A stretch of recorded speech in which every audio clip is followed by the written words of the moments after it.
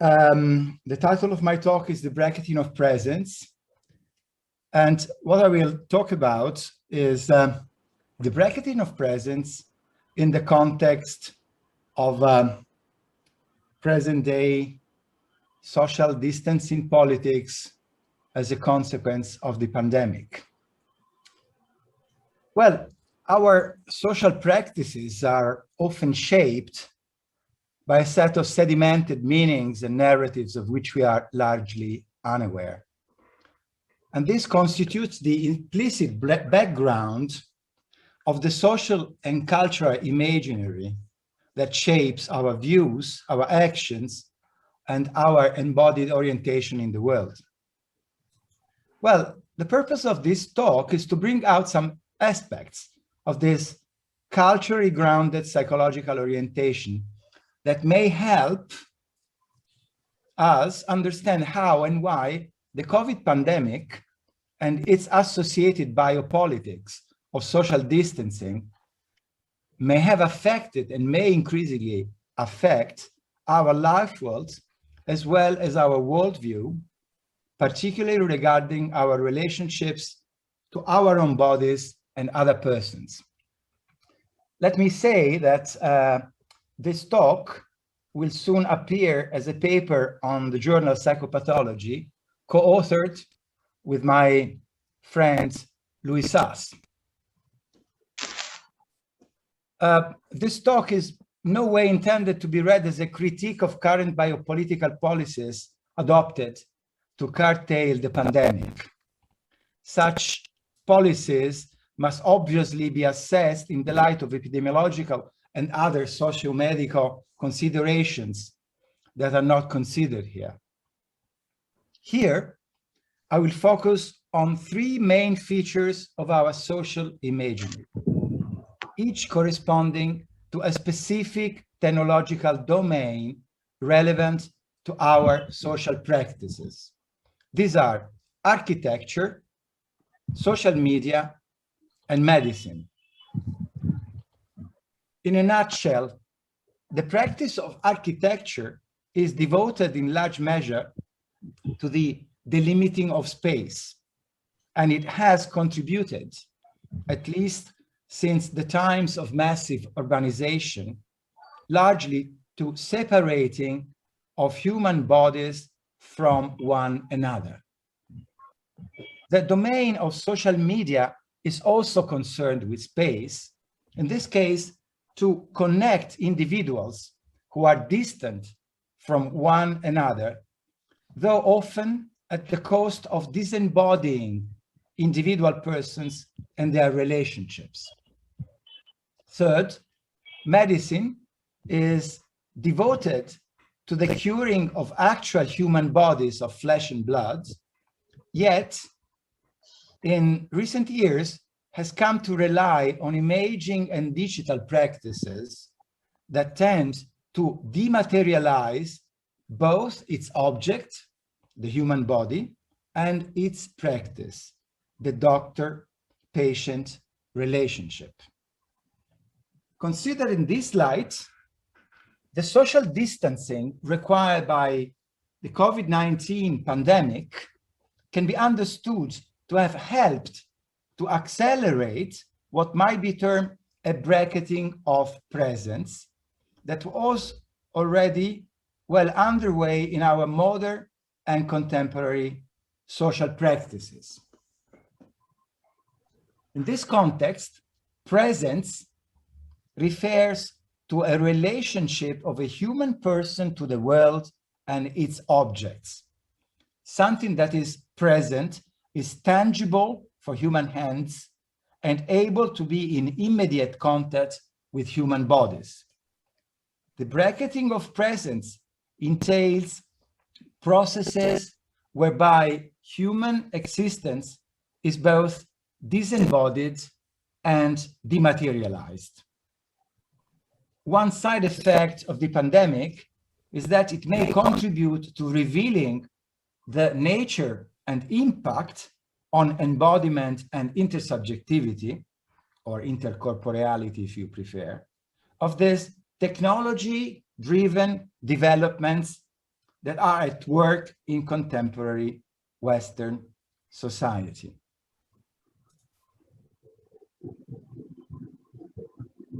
Let's start then with the first of the three techniques at issue here, architecture.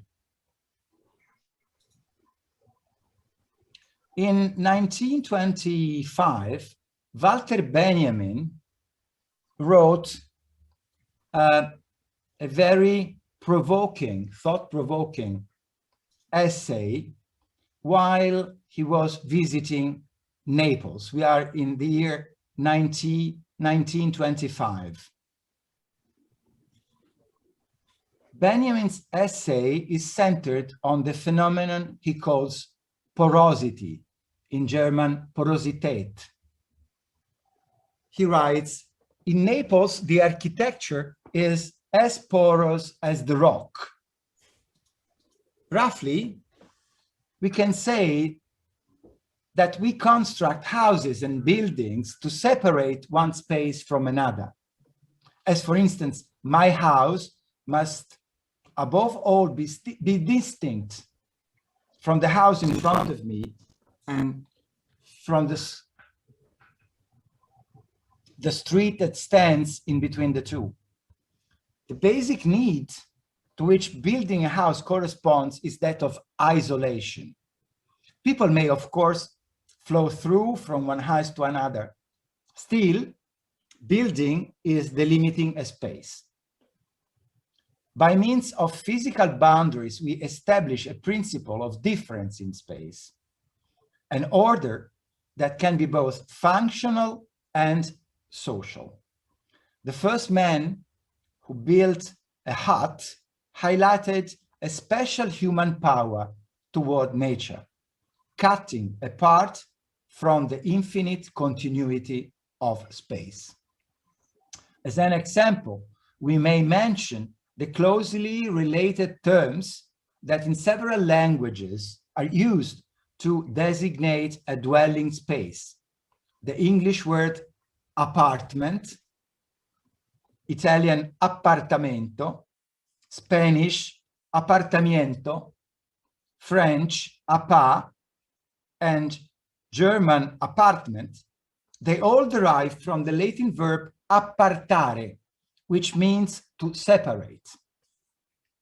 Architecture is the technique that defines a fragment of space unified in itself and separated from the rest of the world, wrote Georg Simmel in his book Bridge and Tower. Benjamin notes that in Naples one feels less isolated because of porosity, for better or worse. In 1920, in Naples, everything is permeated with everything else. There, it seemed to Benjamin, houses are flooded by the street and vice versa. The coffee houses and bars have no clear boundaries between inside and outside and function instead as true laboratories for this grand process of permeation.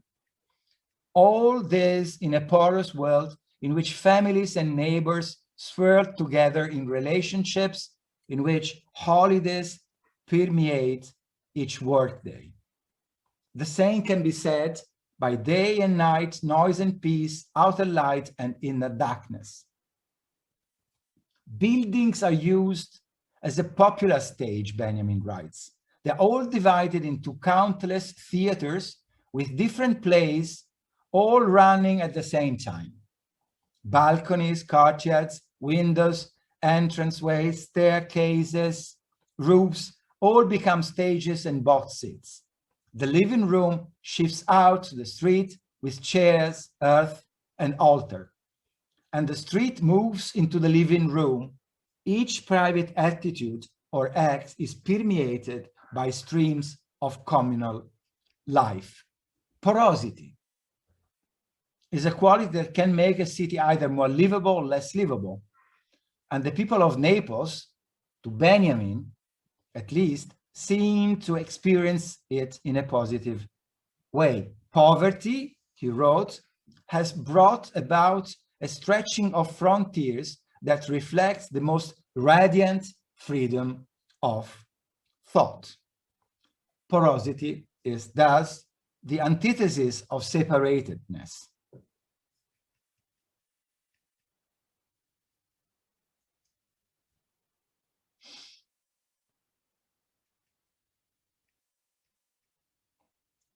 Let's switch then to the second technique at issue here, social media and the related power of ocular centrism. There is a historical and perhaps anthropological trajectory from porosity to separation, from acceptance and even indulgence of the farmer to a demand increasingly insistent on the latter. Closely corresponding to this trajectory, there is a trajectory from tactile to visual perception. In his famous essay, The Work of Art in the Age of Mechanical Reproduction, Walter Benjamin discusses how human sense perception is influenced by historical circumstances. Everyone knows that our experiences of particular kinds of objects or works of art as being beautiful or ugly is historically determined in large measure. Benjamin goes beyond this to consider how the sense modalities, the very medium of our experiences of the world, can change over the course of time. The ways in which human sense perception is organized, the mode or medium in which it is accomplished, is conditioned by historical circumstances.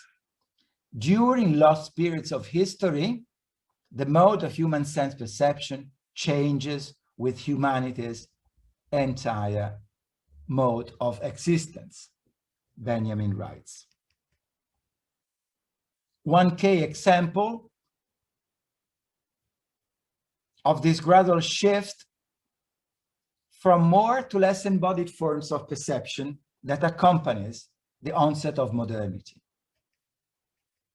Sight is the dominant medium implicated in contemporary society. Our ocular centrism is not only the philosophical subtext of the modern and postmodern value structure. It also permeates contemporary pop culture and social practices, as argued among others by Guy Debord in The Society of the Spectacle, or Pier Paolo Pasolini in his famous essay, Disappearance of the Fireflies. Debord uses the term spectacle to refer to vision's dominant role in our lives. The Society of the Spectacle has an alienating power. Within its domain, social relationships are mediated by imagistic representations imposed by media and its implicit or explicit advertisements.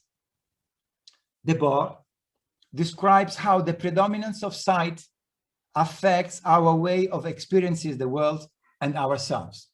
Quote, "For one to whom the real world become real images, mere images are transformed into real beings." This is thesis 18. In the Society of the Spectacle, sight comes to dominate our experiential universe. It replaces touch as the ultimate index of what seems real. In the resulting ocular-centric society, not only does the individual become a passive receptor of images coming from the media, relationships between people also come increasingly to be mediated or even produced by images. The other becomes an image for me, and I an image for the other. In such a society, the more embodied, participatory, and immersed kinds of visual experience are replaced by passive forms of seeing, a disembodied witnessing of mere images and representations. Let's go now to the third technology implicated in this metamorphosis of our life world and Weltanschauung, medicine. Medicine is perhaps the most materialistic among the many forms of knowledge and technical expertise that Europe has developed and practiced, always focusing on the most concrete and terrestrial aspects of the human being. Through biomedical technology, we have gained unprecedented access to our bodies and their functions, expanding our knowledge of their mechanisms and the efficacy of our interventions on them. The object of medicine has recently dematerialized, however. Gilles Deleuze follows Michel Foucault's lead in arguing that the ambition of medicine since the Renaissance has been to build a science uniquely based on the sense of sight. Indeed, to become a kind of optical machine. Imaging techniques, many of recent invention, now allow increasingly refined approaches to diagnosis and intervention that were unthinkable until just a few years ago. The new and updated optical machine of modern or late modern medicine can operate remotely thanks to an increasingly powerful interface reliant on computational power and the resources of artificial intelligence. Digital phenotyping provides an emblematic example. This approach is based on sensors that detect the individual's activity, location, voice, speech, based on perhaps the most important human-computer interactions.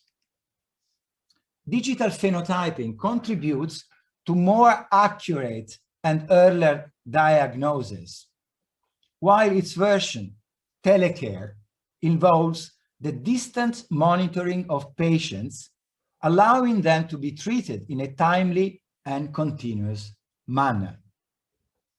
It is argued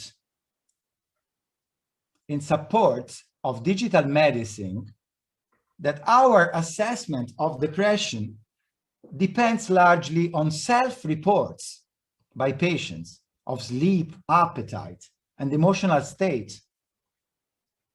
Although we recognize that people with depression can be very biased in their assessment. And this is the improvement brought about by digital medicine.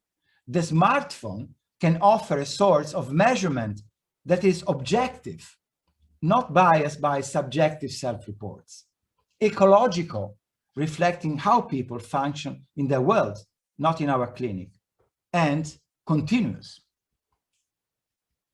These techniques obviously offer various advantages, but they also raise concerns, which can be encapsulated in the following questions.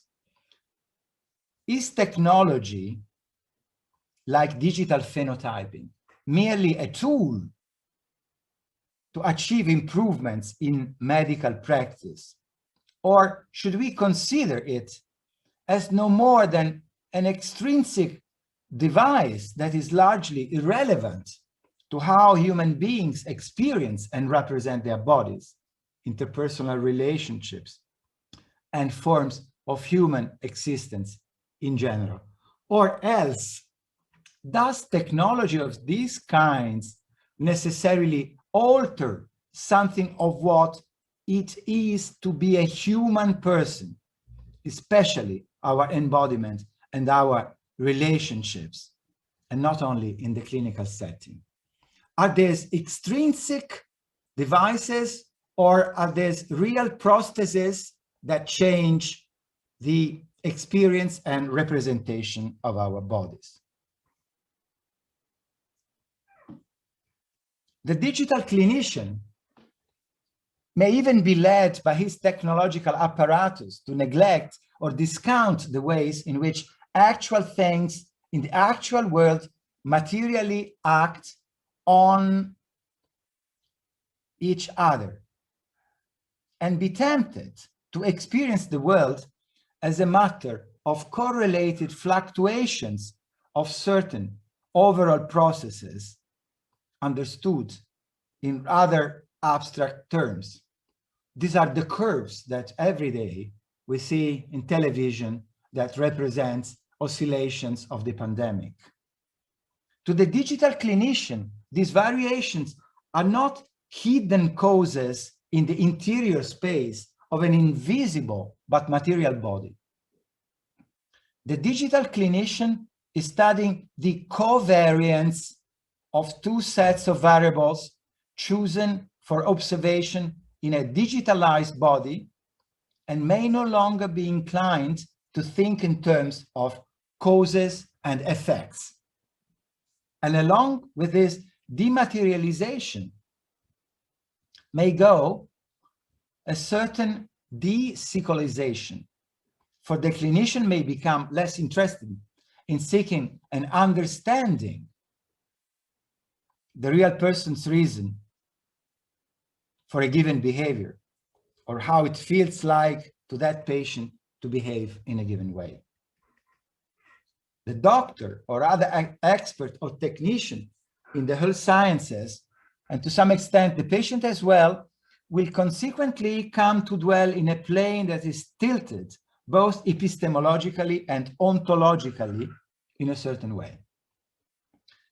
This is not so much because reality is made in such a manner, but because the instrument of which he relies have a certain length.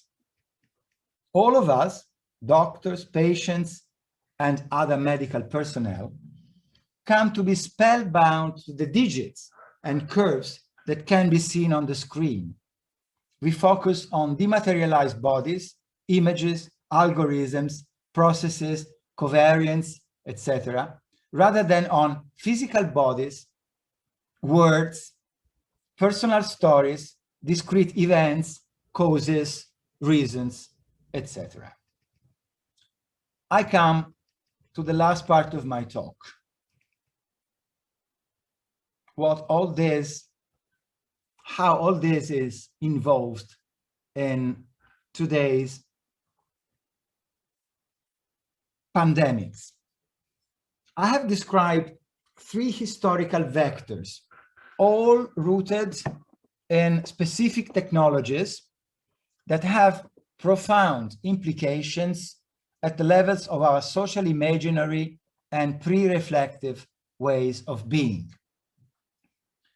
Over the course of the last century or more, these vectors have led to an increasing bracketing of immediate presence and to a growing sense of social distancing, disembodiment, and dematerialization. Architecture has contributed to social distancing by progressively eliminating porosity between spaces, delineating fragments of space as unified in themselves, but separated from the rest of the world, as it is clear in most of our urban environments. Social media have provided apparatuses to transform social relationships, replacing intercorporeal encounters with disembodied virtual interactions mediated by images. Digital medicine, with its focus on algorithms, processes, and statistical abstractions, is downplaying the fact that we exist as physical bodies and psychological beings, each with its own depth, whether this latter be material causes hidden inside our bodily organs, or the personal histories that might motivate observable behaviors and processes. Well, I offer these reflections as roots to a better understanding of changes that have occurred and are occurring on the planes of both culture and individual psychological existence. In a nutshell, sight is usurping touch. Images are deposing bodies. Virtuality is replacing reality.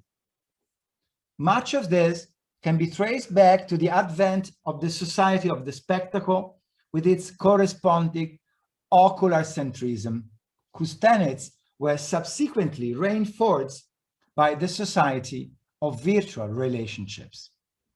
And now, the fear of being contaminated by the COVID virus has further reinforced the tendencies towards decorporealization, dematerialization, and social isolation, at least in terms of body-to-body relationships. Once again, technologies, including architecture, media, and medicine, have the capacity to redesign our bodies, or at least our lived bodies. They shape new ways of living our corporeal selves, along with new kinds of spaces and new ways of spending our time, and thereby of forging the selves and the relationships that make us who we are.